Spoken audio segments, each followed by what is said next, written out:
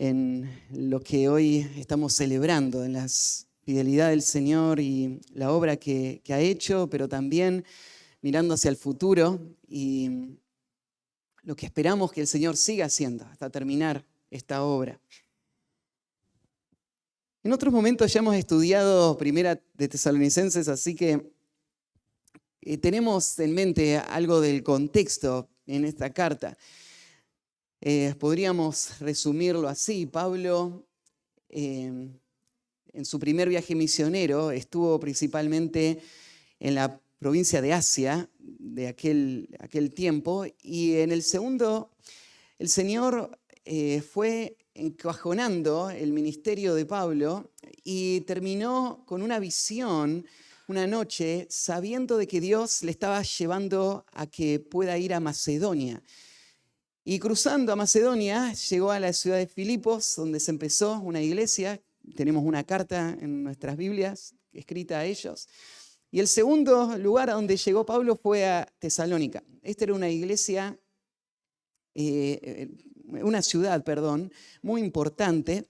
Estaba en un camino muy transitado y Pablo eligió esta ciudad porque él quería que el evangelio se disperse por todo el mundo. Y pensó una iglesia sana, fiel, ahí establecida, va a servir para alcanzar con el evangelio a toda la región. Y estaba en lo cierto. De hecho, Dios había preparado ya las condiciones y usó a Pablo para que se pueda establecer una de las iglesias más influyentes del primer siglo de la era cristiana. Porque ahí en Tesalónica empezó a crecer una iglesia que iba a desparramar el evangelio no solamente en Macedonia, sino que también en Acaya, la provincia de al lado, y en todo lugar su fe en Dios se había extendido. Así que Pablo llegó ahí a Tesalónica con esto en mente y empezó su ministerio y Dios le dio fruto muy rápido. Gente empezó a escuchar y a responder al evangelio y empezó Pablo a invertir todo su tiempo a instruir a estos recién convertidos. Y en muy poquito tiempo el apetito de estas personas hizo que esta obra creciera y empezara a madurar. Pero como solía pasar en el ministerio de Pablo, se levantó una sedición que hizo que él tuviera que escapar por su vida. Y tuvo que dejar atrás a esos primeros convertidos, esos recién convertidos. Y aunque él siguió predicando en otros lugares, él no podía dejar de pensar en la iglesia en Tesalónica. Para él, estos eran hijos espirituales. Entonces, él tenía una carga en el corazón, pero no podía volver ahí. Las cosas no estaban bien. Pablo tenía un pedido de captura. O sea, él no podía volver a Tesalónica. Y lo que decide hacer es mandar a Timoteo para que pueda ver cómo estaban las cosas allá y traerle el reporte. Llega Timoteo a Tesalónica y el Señor había hecho una obra preciosa ahí. Aún sin Pablo, esta iglesia no se había quedado donde estaba. Esta iglesia había seguido avanzando. Había seguido avanzando en su estudio de las Escrituras, había seguido avanzando en la obra misionera, había crecido en tamaño y la obra estaba expandiéndose. Y el fruto también era muy evidente, la madurez de ellos. En tan poco tiempo era sorprendente. Así que Timoteo volvió muy contento y con todo el ánimo le dio el reporte a Pablo y Pablo se llena de gozo. Igual que Juan, no tiene más gozo Pablo que ver que sus hijos anden en la fe, ¿no? En el camino de la verdad. Así que Pablo va a escribir esta carta con un corazón lleno de gozo y gratitud. Es una carta muy especial porque, a diferencia de otras, él en esta carta no va a decir nada malo de esta iglesia. Hay cosas para mejorar, sin duda, pero es una iglesia ejemplar. Y Pablo quiere resaltar eso. Esta iglesia había sido un ejemplo para muchas iglesias, pero también esta iglesia tenía cualidades que Pablo quería que sirvan como modelo para muchos más. Así que escribe esta carta y respalda a esta iglesia, le anima y también les corrige en algunas cosas que necesitaban reafirmación. Había algunas cosas que aún no entendían completamente y necesitaban protección del apóstol por los falsos maestros. Así que cuando llegamos al capítulo 3, Pablo está terminando la primera parte de la carta en donde él está hablando de lo hermoso que es la iglesia ahí. Y diciendo estas palabras de afecto y el compromiso de él por esta iglesia, y como si fuese a ser un pastor hablando a su congregación, él habla de lo que pasó desde el comienzo y cómo el Señor usó esos primeros días para que el Evangelio llegara y avanzara, y el gozo que él tenía al ver el fruto que produjo. Y sería hermoso leer toda la carta hasta acá, pero nos vamos a enfocar solo en los últimos versículos del capítulo 3. Porque en estos versículos, Pablo lo que va a hacer es dar una expresión de deseo. Y esta expresión de deseo no es solamente los deseos de Pablo por la iglesia en Tesalónica, sino que vos notás que él lo está diciendo en una actitud de humildad y dependencia en el Señor, esperando que Dios haga esto que él tanto desea. Así que podríamos verlo como una mezcla entre un deseo y una oración. Claro, las oraciones usualmente vamos a verlas muy claras porque van a estar dirigidas a Dios, y esta oración no está dirigida a Dios. Está dada como una expresión de deseo. Pero viendo el contexto y el versículo 10 que vamos a leer también ahora, vos vas a notar que esto es más que solamente me gustaría que esto pase, sino que yo estoy confiando en el Señor que Él haga esto. Y estoy orando continuamente para que Dios obre de esta manera. Y cuando leamos ahora esta expresión de deseo, vamos a ver, reflejado en las palabras del apóstol Pablo, cuál es el deseo de todo pastor bíblico para con su iglesia. Por eso el título de la predicación de esta mañana es El deseo de un pastor por su amada iglesia. Y como te imaginás, esto es lo que quiero decirles a ustedes también. Esto es lo que Dios me permite decirles como su pastor y hablarles de lo que hay en mi corazón por ustedes. Y las oraciones que hago al Señor en muchas ocasiones, aún sin que nadie esté ahí escuchándolas. Pero el sentir que hay atrás de estas oraciones podría reflejarse en las palabras del apóstol Pablo. Claro, hay muchas más oraciones que uno hace en el ministerio, pero esta oración refleja muy bien lo que hay en mi corazón y lo que hay en el corazón de Dios para esta iglesia también. Así que vamos a estudiar el deseo de un pastor por su amada iglesia. Y leemos el versículo 11 al 13. Voy a leer desde el versículo 9 para que tengan el contexto. Por lo cual, ¿qué acción de gracias podremos dar a Dios por vosotros? Por todo el gozo con que nos gozamos a causa de vosotros delante de nuestro Dios, orando de noche y de día con gran insistencia, para que veamos vuestro rostro y completemos lo que falta a vuestra fe. Mas el mismo Dios y Padre nuestro, y nuestro Señor Jesucristo, dirija nuestro camino a vosotros. Y el Señor os haga crecer y abundar en amor unos para con otros y para con todos, como también lo hacemos nosotros para con vosotros, para que sean afirmados vuestros corazones, irreprensibles en santidad, delante de Dios nuestro Padre, en la venida de nuestro Señor Jesucristo con todos sus santos. Y muchos de los manuscritos antiguos terminan con un amén, y al final. Así que este deseo podríamos organizarlo en tres, porque Pablo va a darnos tres verbos que están puestos de una manera poco común en el Nuevo Testamento y que reflejan este deseo de él. Así que vamos a ver los tres versículos, cada uno nos va a dar uno de estos deseos. En primer lugar, el deseo de este hombre que fundó esta iglesia, por esta iglesia a la que él ama tanto, es que el Señor le permita seguir expandiendo su fe. Que el Señor le permita a Pablo, al pastor, seguir expandiendo la fe de estos hermanos. El versículo 11 nos va a mencionar el deseo que Pablo tiene de poder volver a visitar a la iglesia y estar con ellos. Yo les expliqué, él no se fue porque pensó que ya había terminado su tarea. Él pensó porque tuvo que escapar.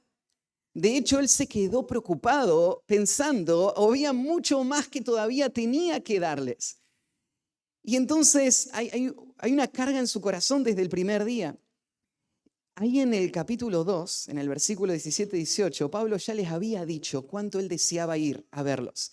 Leamos ahí, en el capítulo 2, versículo 17, dice: pero nosotros, hermanos, separados de vosotros por un poco de tiempo, de vista, pero no de corazón, tanto más procuramos con mucho deseo ver vuestro rostro. Por lo cual quisimos ir a vosotros, yo, Pablo, ciertamente una y otra vez, pero Satanás nos estorbó. Lo que está diciendo Pablo es que él ama a esta iglesia. Y él entiende que lo que más necesita esta iglesia es la instrucción apostólica. Y él quiere ir, él está dispuesto a hacerlo. Él no está intimidado por la situación. Y de hecho, él ha intentado una y otra vez llegar a Tesalónica. Pero él dice: Satanás nos estorbó. Y lo podemos tomar en la forma de que Satanás le puso trabas. Y Pablo, viendo todo lo que estaba pasando, llegó a esta conclusión: es el enemigo que no deja que esto pase. Y esto pesa en su corazón porque él realmente quiere estar ahí. Entonces, Pablo entiende cuánto esta iglesia necesita la instrucción apostólica. Él desea hacerlo con todo su corazón. Esta es su pasión, este es su ministerio. Pero en este momento no lo puede hacer. Y por eso estas palabras que aparecen en el versículo 11, las palabras que aparecen ahí en el versículo 11 de deseo, muestran no solamente la prioridad que Pablo le da a la instrucción y lo importante que es para él, sino también la dependencia de Pablo en la obra del Señor para el ministerio que él va a hacer. Pablo se da cuenta de que la obra que él está haciendo no depende de él, que no tiene que ver con sus intenciones, con su esfuerzo, tiene que ver con un Dios soberano que puede o no permitir que algo pase. Y entonces, con un corazón humilde y dependiente de Dios, él está mostrando que él no hace lo que quiere en el ministerio, sino que él ahora se va a sujetar al Señor y va a mostrar este deseo que se vuelve un pedido. El pedido de Pablo para Dios es: Señor, concédeme estar con ellos. Concédeme estar con ellos todo el tiempo que hace falta para que yo pueda cumplir esta tarea. ¿Cuál es la tarea? ¿Por qué Pablo quiere ir a estar con ellos? Vas a ver que la razón por la que Pablo quiere estar con la iglesia no es solamente afectiva, no es solo que él les extraña, aunque esto es real, hay un afecto. Pero la vida del pueblo de Dios es mucho más profunda que solamente nos gusta estar juntos. Y la relación de un pastor con las ovejas es mucho más que solamente disfrutamos de las actividades y los cumpleaños y de las celebraciones y de los mates y de las charlas. Eso está. Pero mira lo que dice Pablo. ¿Cuál es su pasión? ¿Cuál es su deseo? Versículo 10. Orando de noche y de día con gran insistencia.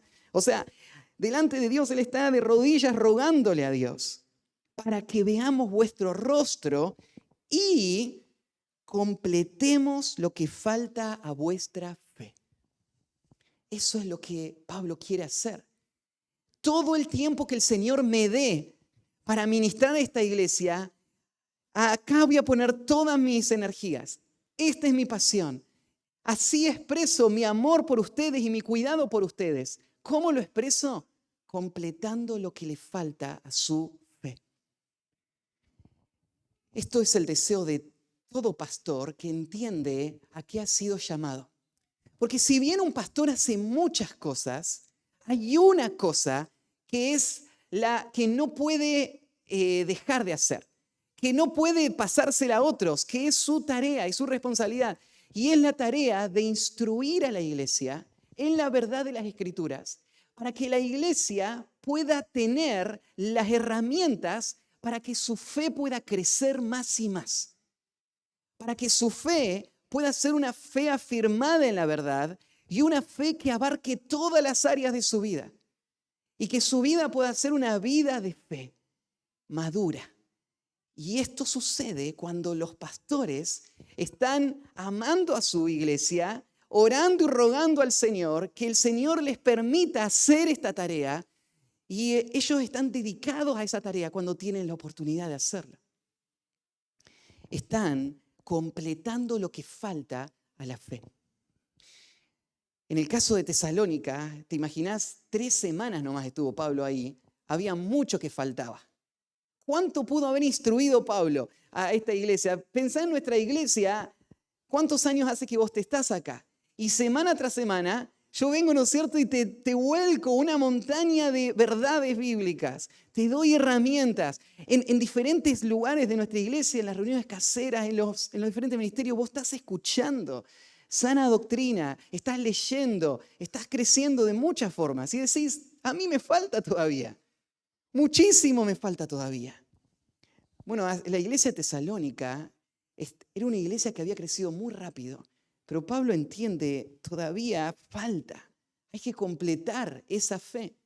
No porque ellos todavía no creían, ellos creían en el Evangelio, pero ellos necesitaban ampliar esa base de fe en la medida que el apóstol le instruyera en las verdades de las Escrituras y ellos puedan vivir de acuerdo a esa fe.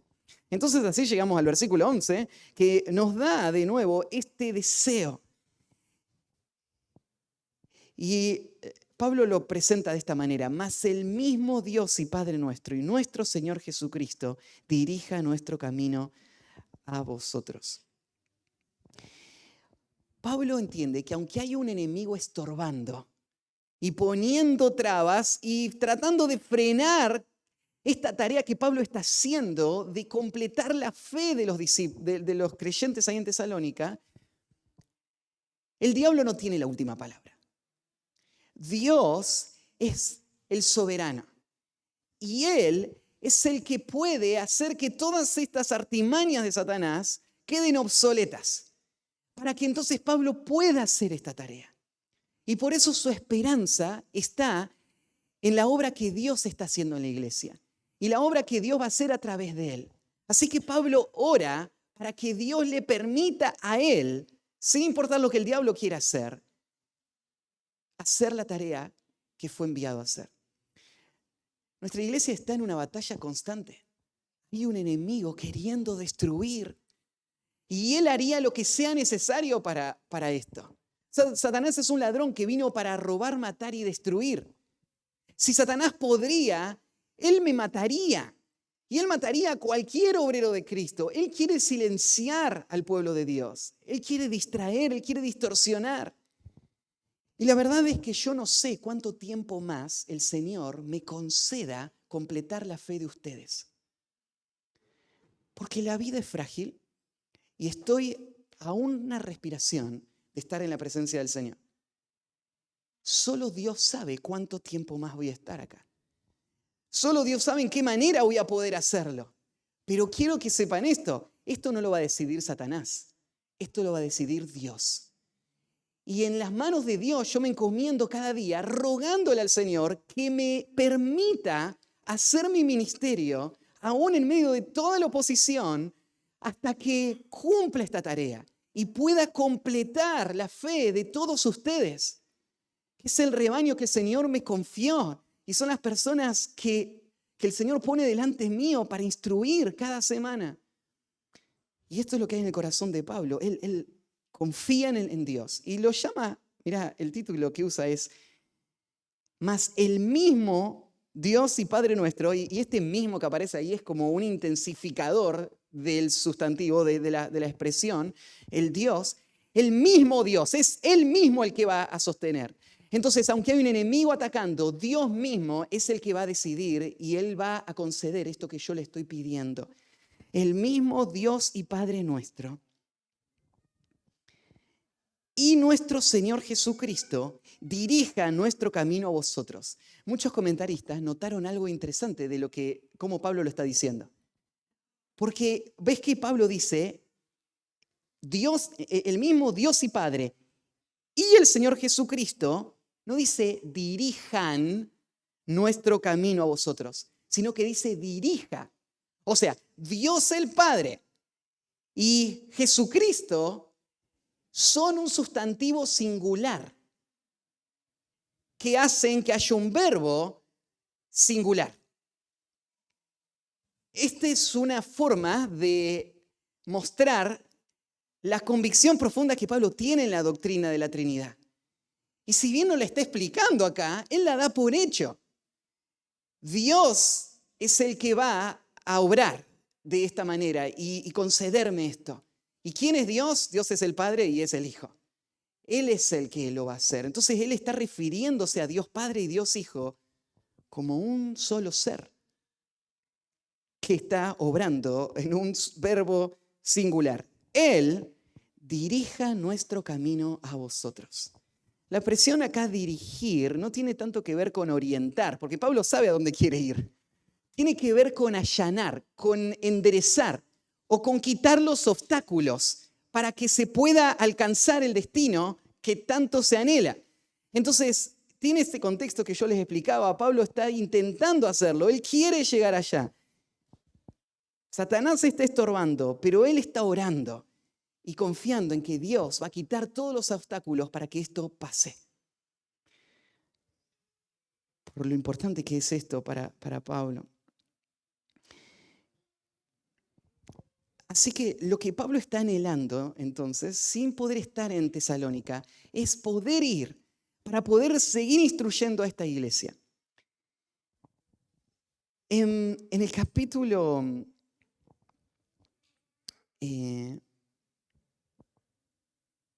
la pregunta que nos podríamos hacer es si es que el Señor respondió esta oración del apóstol Pablo.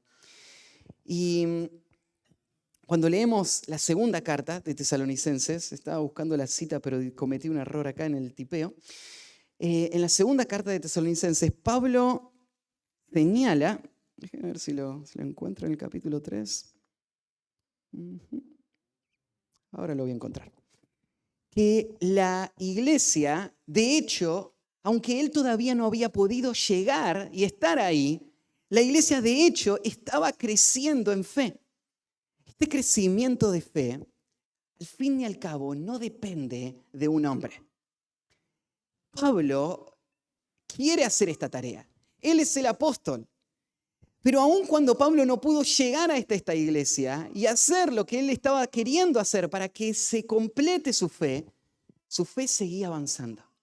Seguía avanzando porque el Señor es el que está edificando la iglesia. Y la iglesia no depende de ningún hombre en particular. Y puede ser que Satanás puede estorbar a un hombre para llegar y estar con ellos. Pero Satanás no puede evitar que Dios cumpla su promesa de edificar su iglesia. Así que este es el deseo de Pablo. El deseo de Pablo es él poder hacerlo. Y esa es su oración. Y él quiere ir. Pero su confianza está en que Dios lo va a hacer hasta el final. Podríamos pensar entonces en este primer punto, ¿cuánto está creciendo tu fe? Si es que esto es la oración de cada pastor por su rebaño, ¿es esto lo que está pasando en tu vida? Si vos mirás para atrás en los últimos años, vos has entendido la verdad más. Vos te has abrazado más a esa verdad. Vos estás dependiendo del Señor más. Lo está reflejando la manera en la que vos estás reaccionando frente a las situaciones. Lo están reflejando los pasos de fe que el Señor te ha permitido dar en estos años. O sea, tu vida de fe está incrementándose.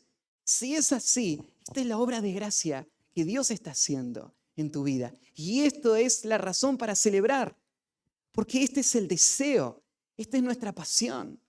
El avance de una iglesia se mide de esta manera. No se mide por cuánta gente se reúne o los edificios que hayan construido. El avance de la iglesia se mide por esa fe que se va completando cada día más en personas que están entendiendo la verdad y viviendo de acuerdo a esa verdad, más y más y más. Este es el deseo de Pablo. Segundo deseo es que el Señor les haga crecer hasta rebalsar en amor. Que el Señor les haga crecer hasta rebalsar en amor. Y en el versículo 12, de nuevo Pablo está lejos y limitado en lo que él puede hacer, pero él confía en que Dios es capaz de responder estas oraciones. Y en el versículo 12 va a decir, y el Señor os haga crecer y abundar en amor, unos para con otros y para con todos, como también lo hacemos nosotros para con vosotros. El Señor os haga crecer. Pablo estaba convencido de que el crecimiento del pueblo de Dios no es algo humano. No tiene que ver con los programas que usamos o con lo hábil que sean las personas que están haciendo el ministerio. No tiene que ver con las buenas o malas decisiones que estemos tomando. La obra que está poderosamente trayendo el crecimiento se le debe atribuir completamente al Señor. ¿Se acuerdan cuando Pablo dijo, yo planté, Apolo regó, el crecimiento lo ha dado el Señor? Todo el crecimiento, cualquier forma de crecimiento, siempre ha sido el mismo, es el Señor. Él es el que está haciendo crecer la iglesia. Y por eso Pablo no desespera. Imagínense lo que sería para un pastor creer que depende de él que la gente a la que le está sirviendo crezca. Imagínense cómo podría dormir él por las noches cuando él sabe todas las cosas que están viviendo, todos los pecados que aún están asediando, todos los peligros que hay ahí. Y Satanás acechando, sería imposible. ¿Cómo duerme un pastor de noche? Duerme porque él es como el sembrador que sale y echa su semilla y después se va a dormir. Y sin saber cómo, de sí misma surge el crecimiento que él no causó, pero que sucede por poder de Dios. Entonces, un pastor duerme, pero no solo duerme, un pastor ora. Es lo que hace Pablo. Un pastor va a la presencia del Señor y le ruega, Señor, da el crecimiento. Y aunque vos quisieras agarrar esa plantita y tirarla para arriba para que avance más rápido, a donde vas es a doblar tus rodillas delante del Señor y diciendo, Señor, tú lo puedes hacer. Hazlo. Y el Señor tiene sus formas de traer el crecimiento. A veces sus formas no son las que nosotros elegiríamos o anticipábamos. Pero de repente, en la forma más inesperada, Dios se encarga de sacar todo el pecado a la luz. Y de trabajar profundamente en medio de una prueba que sacude toda mi vida. El Señor puede usar muchas herramientas, pero Él da el crecimiento. Por eso, acá hay un hombre, un fundador de iglesias, que ora al Señor, que Él pueda hacerles crecer.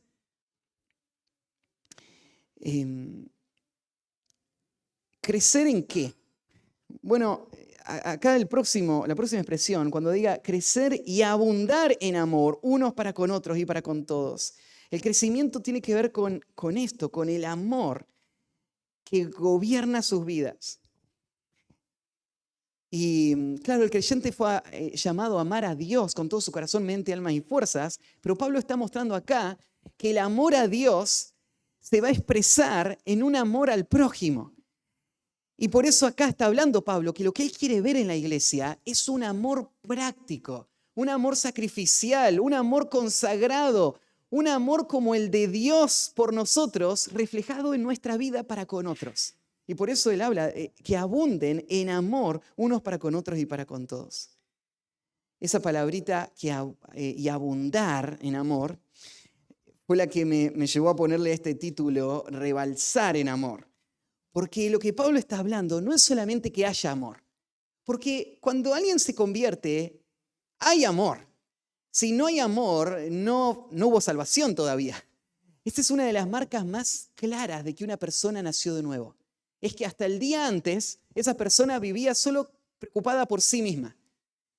Y en el momento de su conversión, hay un nuevo amor por el pueblo de Dios. Esa persona quiere estar con sus hermanos.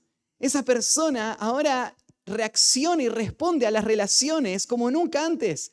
Y ahora no es solamente convivir con otros, sino que es amar a otros y ser amado por otros. Y entonces este amor está desde el día 1.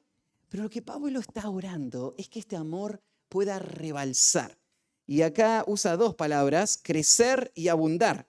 Como si crecer no fuese a ser suficiente, agrega un término más para darnos la idea de abundancia, de cuánto amor Él espera que haya. ¿Cuánto amor es el que tiene que haber en una iglesia? Siempre más, siempre más. La iglesia de Tesalónica era una iglesia muy especial, en donde había amor.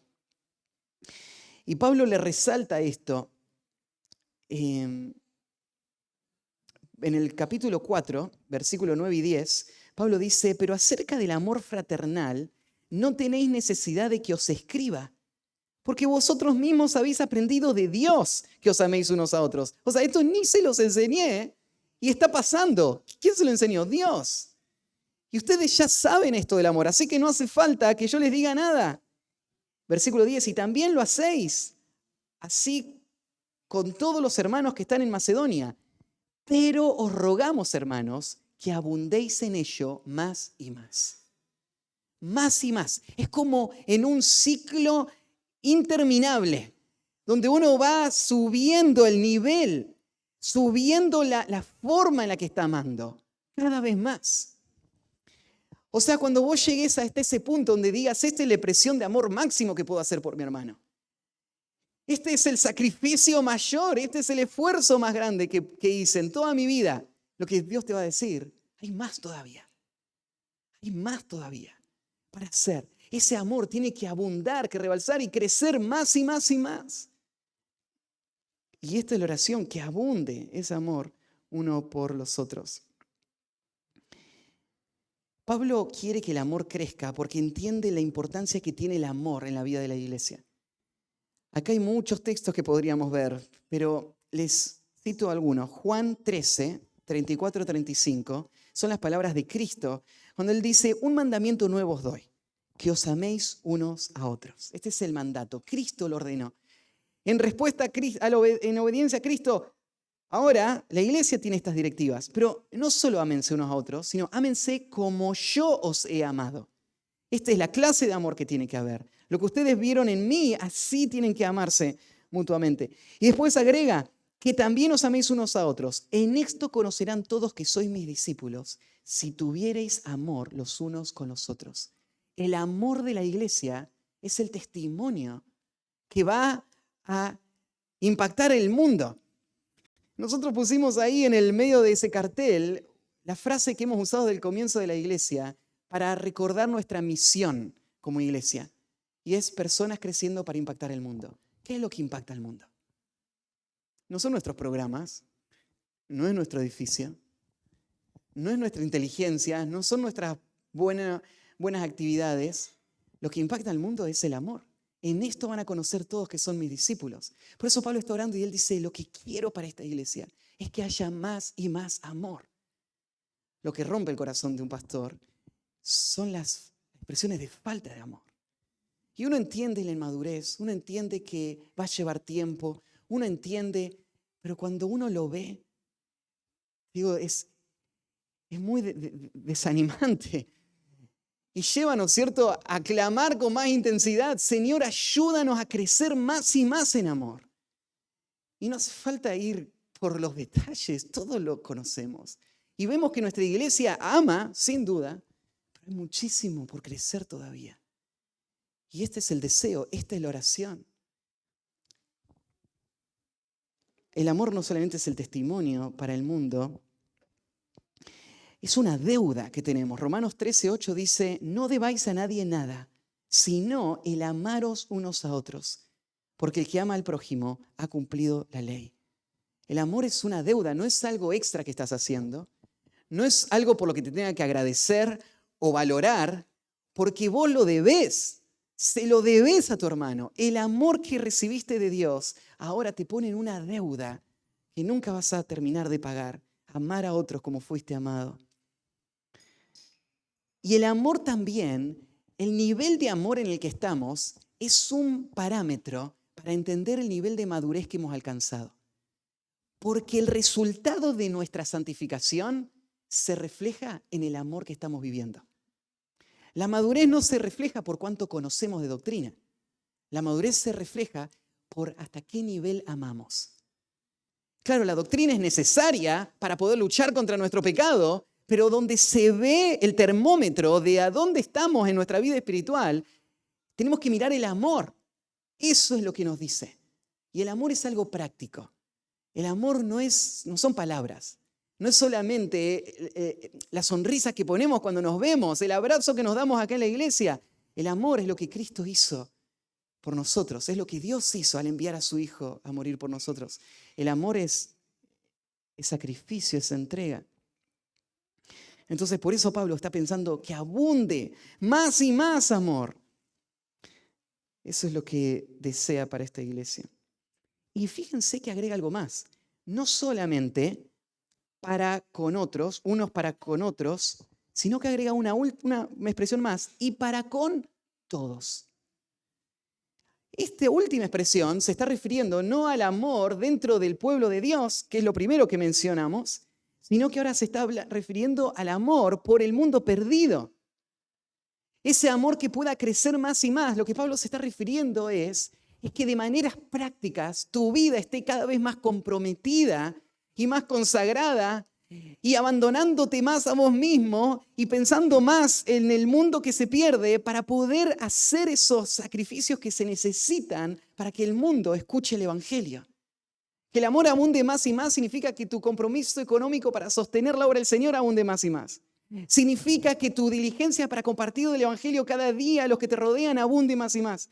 Significa que los pasos de fe para poder llegar y que tu vida sirva para tocar lo último de la tierra, sirva más y más. Y avance más y más. Más y más tiene que avanzar el amor. No retroceder. No empezar a mirar cada vez más en nosotros mismos cuando nos vemos amenazados por nuestro entorno, sino amar más y más. Hasta entregarnos por completo y desgastarnos por completo. Y algo precioso que tenía esta iglesia no era solamente la exhortación de Pablo, sino tenía el ejemplo de Pablo. Porque termina Pablo con esto, como también lo hacemos nosotros con vosotros. ¿Quieren ver qué es lo que espero de ustedes?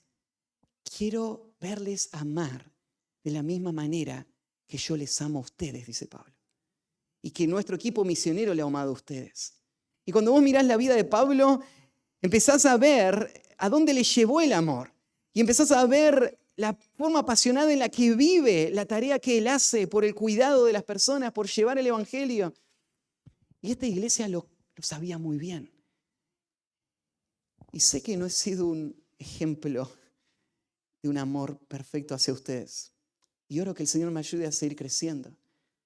Pero quiero ser un estímulo a toda la iglesia pensando, amemos más, démonos más, gastémonos más, amemos realmente.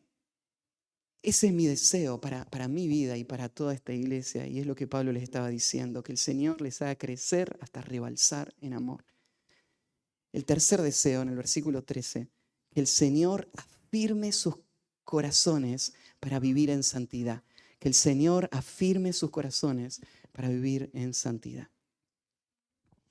El propósito de crecer y abundar en amor que menciona antes, ahora va a dar lugar a una meta, a un fin, a un propósito en el versículo 13, para que, o sea, que abunde más y más el amor, para que sean afirmados vuestros corazones, irreprensibles en santidad, delante de Dios nuestro Padre, en la venida de nuestro Señor Jesucristo con todos sus santos.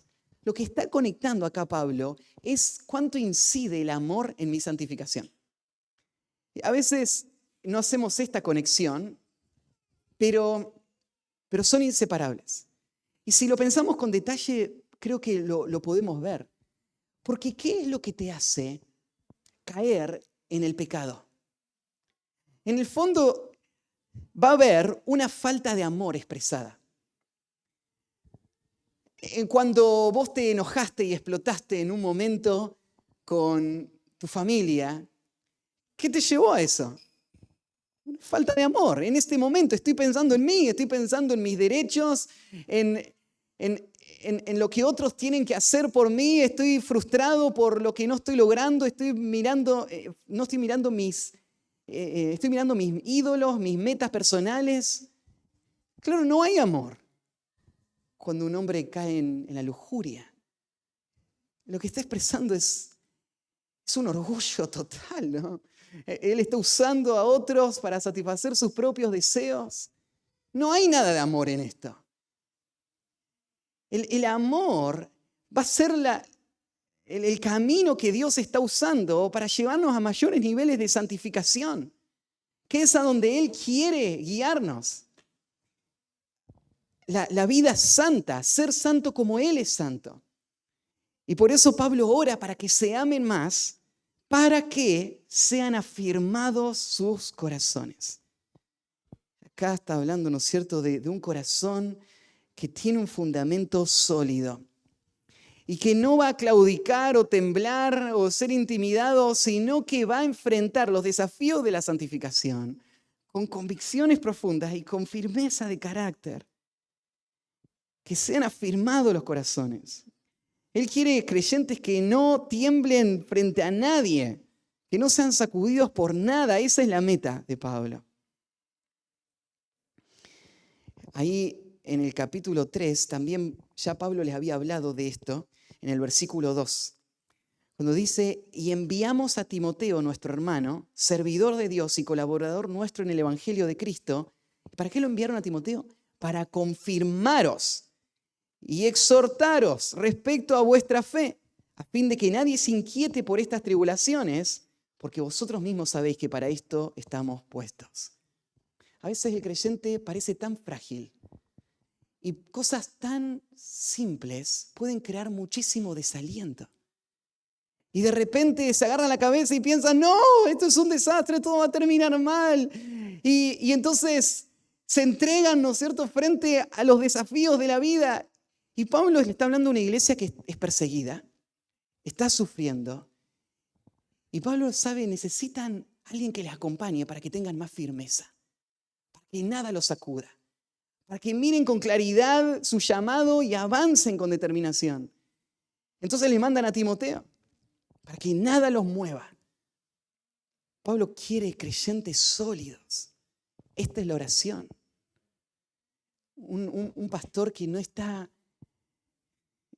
pensando que cualquier cosa que pasa pone en duda todo y sacude los fundamentos mismos, sino gente que se ha entregado al amor a tal grado que ahora sus corazones están tranquilos. No importa lo que me pase, sé lo que tengo que hacer, sé cómo vivir, voy a amar a otros y vivir para otros. Primera de Pedro 5:10 también. Mas el Dios de toda gracia que nos llamó a su gloria eterna en Cristo, después de que hayáis padecido un poco de tiempo, Él mismo os perfeccione, afirme, fortalezca y establezca. Pedro también entendía lo importante que es que los creyentes tengan firmeza.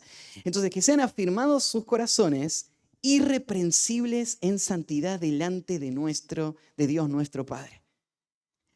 Que se afirmen los corazones para que puedan vivir una vida de santidad, y usa esta expresión, irreprensible en santidad. O sea, irreprochable.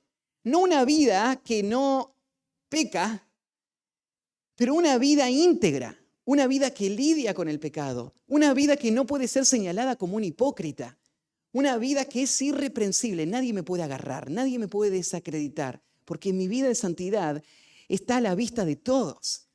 Y ven el fruto que Dios está trayendo en mi vida. Eso es lo que Él quiere que los discípulos sean, irreprensibles en santidad. Acá la palabra santidad tiene que ver con la separación del creyente del mundo para estar consagrado solamente a los propósitos de Dios, viviendo una vida pura que pueda ser aprobada por Dios. Entonces, Dios es santo. Dios está separado del mundo y de la corrupción de este mundo. Y Dios santifica. Dios nos santificó el día de nuestra conversión, declarándonos santos. Pero ahora Pablo lo que quiere es que nuestro corazón se afirme para que lo vivamos en la práctica, que vivamos como santos. Y nuestra vida de santidad sea evidente a todos y seamos irreprensibles, irreprochables en santidad. Y agrega, delante de Dios nuestro Padre. Caminando en santidad, no a la vista de otros solamente, sino teniéndolo a Dios como testigo a nuestro lado. Y el juez que nos conoce y que evalúa todas las cosas, Él está afirmando nuestra vida como una vida irreprensible, una vida santa realmente. Qué triste es cuando en la vida de la iglesia vemos surgir el pecado que ha sido ocultado por mucho tiempo. Porque lo que nos duele es que la falta de temor a Dios ha creado esta distancia y esta persona está viviendo una vida de santidad, de apariencia, pero no real, no delante de Dios. Y esto es lo que deseamos. Lo demás no sirve para nada. Lo demás no ayuda en nada. Lo que necesitamos es una vida de santidad delante de Dios. Y eso va a traer un buen testimonio delante de los hombres, sin duda. Y agrega el último concepto, en la venida de nuestro Señor Jesucristo con todos sus santos. Pablo agrega este factor final, la esperanza del creyente. Estamos a las puertas de la llegada de Cristo. Y lo que estamos esperando es que cuando Él llegue con todos los santos, nosotros podamos estar también ahí, irreprensibles en santidad, esperando al Señor y siendo hallados por Él en esta condición. Entonces, la esperanza de nuestro encuentro con Cristo es la motivación para nuestra diligencia, nuestra santificación. Todo el que tiene esta esperanza se purifica a sí mismo así como Él es puro. Entonces, ¿cuál es el deseo de un pastor por la iglesia a la que Él tanto ama? Bueno, es esto. Que el Señor me conceda en su gracia seguir afirmando su fe y completando lo que falta aún, sabiendo que Dios es el que lo hace, confiando en su poder, orando y dependiendo de Él. El deseo es que podamos crecer en amor hasta que sobreabunde, que rebalse y que sea conocida tu vida en el mundo por un hombre que ama a Dios, una mujer que ama a otros. Y en tercer lugar, una diligencia en una lucha con el pecado, la fidelidad en la santificación para poder vivir vidas íntegras, de una batalla diligente, una santidad real, una santidad que Dios aprueba, porque Él la ve en el corazón. Y de esa manera, cuando llegue el Señor, en cualquier momento, estemos listos como iglesia y que Él nos encuentre fieles. Oramos. Padre, gracias por este pasaje y por la vida del apóstol Pablo y la forma en la que tú lo usaste y cómo tu Espíritu nos habla a través de Él hoy, 2000 años después. Y estos son los mismos deseos del corazón. Esto es lo importante, todo lo demás es secundario. Lo importante son estas cosas, la fe, el amor, la esperanza que produce santidad. Ayúdanos, Señor, a enfocarnos en estas cosas y produce esto en nosotros. Señor, lo que oramos tantas veces en privado, ahora en público, te ruego por mis hermanos, te ruego por esta iglesia. Señor, el diablo está acechando, estorbando, trabando, engañando, desanimando. Pero tú tienes la última palabra. Permítenos crecer. Haz esta obra en nuestro corazón, Señor. Creemos que tú puedes hacerlo. Responde nuestras oraciones y trae crecimiento para que tu nombre sea exaltado en este mundo, para que podamos llevarte gloria a ti en la iglesia por medio de Cristo. Y te alabamos por todo lo que tú has hecho hasta aquí.